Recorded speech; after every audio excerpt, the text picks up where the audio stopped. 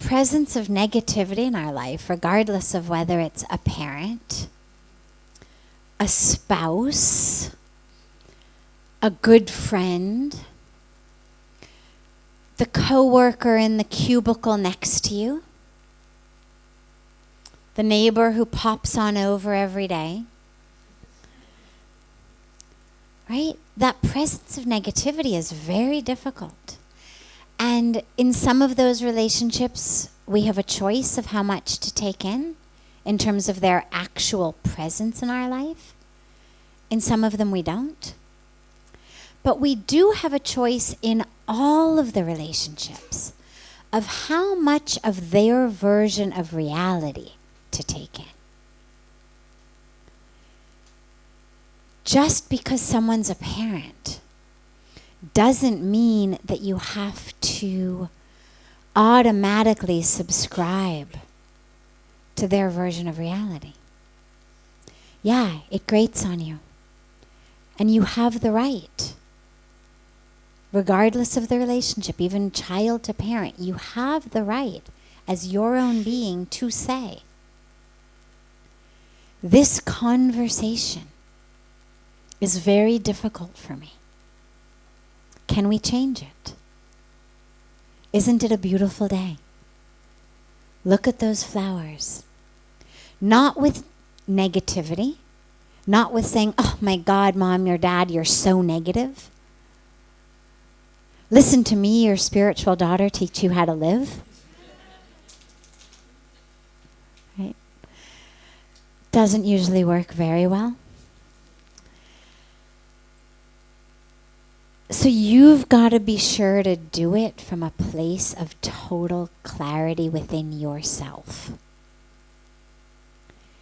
Because a lot of times what happens with our parents is we're so plugged into them internally that their way of thinking literally gets us inside. And so we need them to change for us. And that's also not fair to do to them. That's where our work is so important. Yeah, it would be easy if we could all make our parents change so that being with them was easier. But A, not going to happen. B, that's not the highest goal, because who are you going to keep making change in your life? Your parents, your spouse, your coworker, your neighbor. The goal is, how can I, and it's hardest with parents, but if you can do it there, you can do it anywhere. How can I unhook myself? Not from loving you, not from the relationship, but from your way of thinking and being.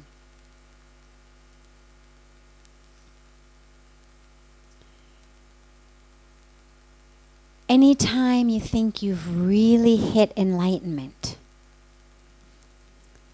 go spend a week in your parents' house.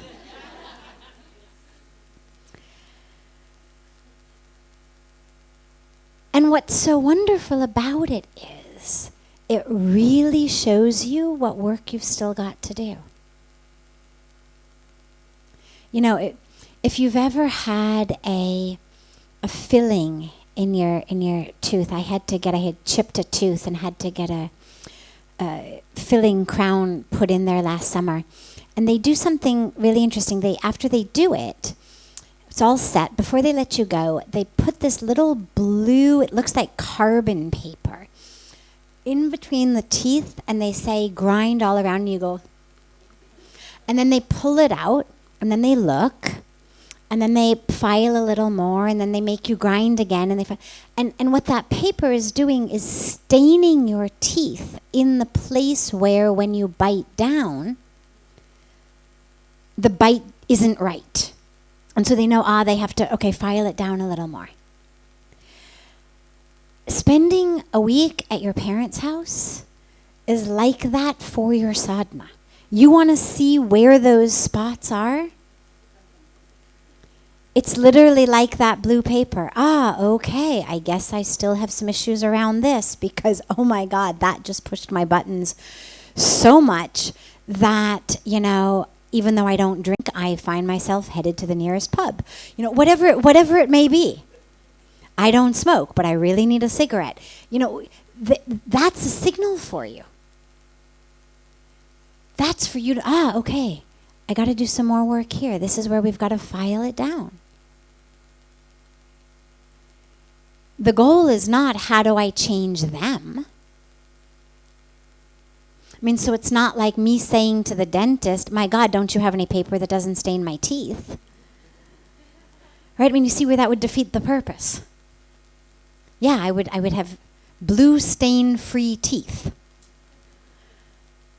But I would walk out with a bite that ultimately would end up causing a lot more problems in my jaw, in my muscles, all the way down into my neck and back. So those blue stains are for me to know. Okay, this is the work. So you use them. Use them. Let your parents be, for God's sakes. If they change at this time of their life, great for them. But most of us are at an age where they've really already done a lot for us. Our moms carried us for 9 months. They fed us. They cleaned our poop for a long time. Regardless of everything else that they did, they've really done a lot for us. Most of our parents put us through school. Most of us had warm clothes in the winter time.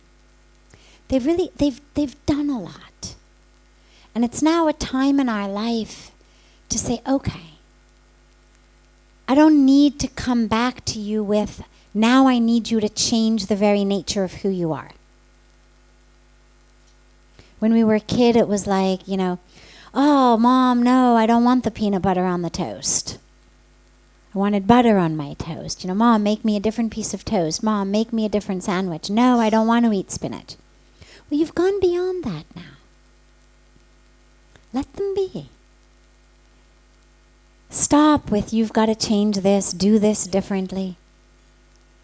Unhook yourself from that.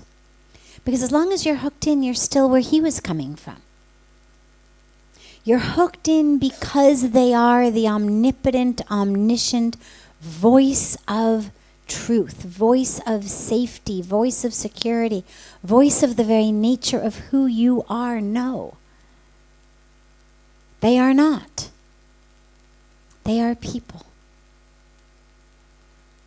Like we're all people.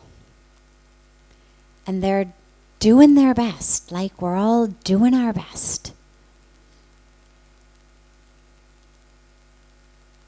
And if you can just really recognize they're not the all-knowing, all-powerful, all that what they say has to go into every cell of your being. Okay, they're negative, fine.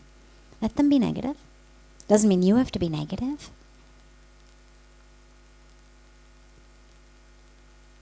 But the minute that you turn around and get negative about their negativity, you've just grown it.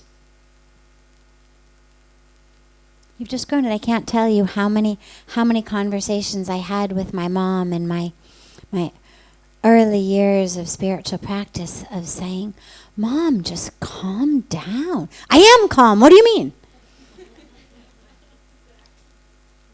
Well, that didn't work very well. And then you think, well, all right, where did that get us? Who was that beneficial for? No one. And so you learn to move through it in a different way.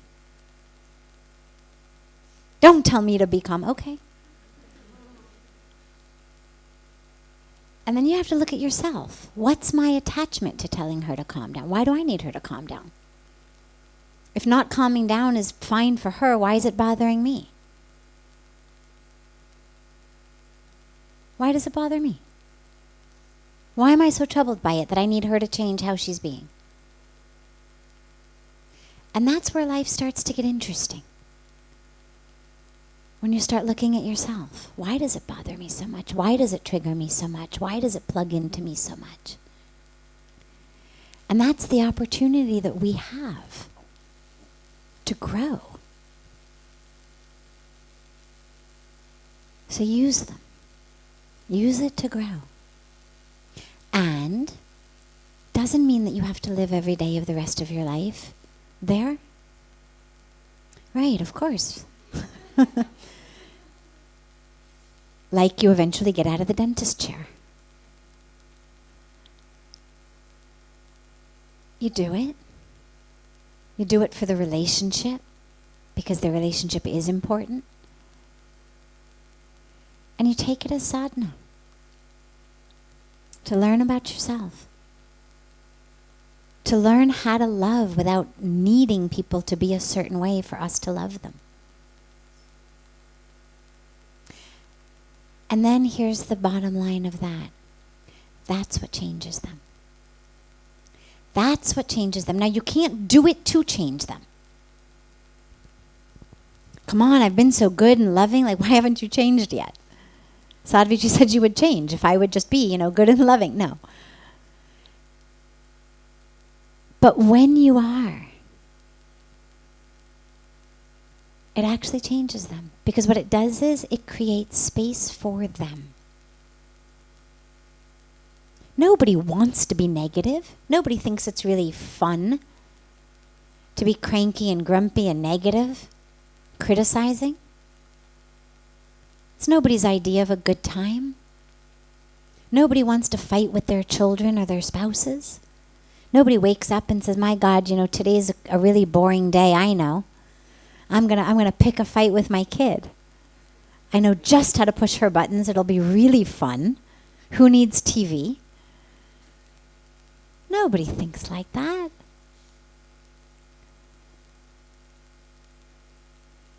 It happens because of what they're struggling with, because of their human karmic path.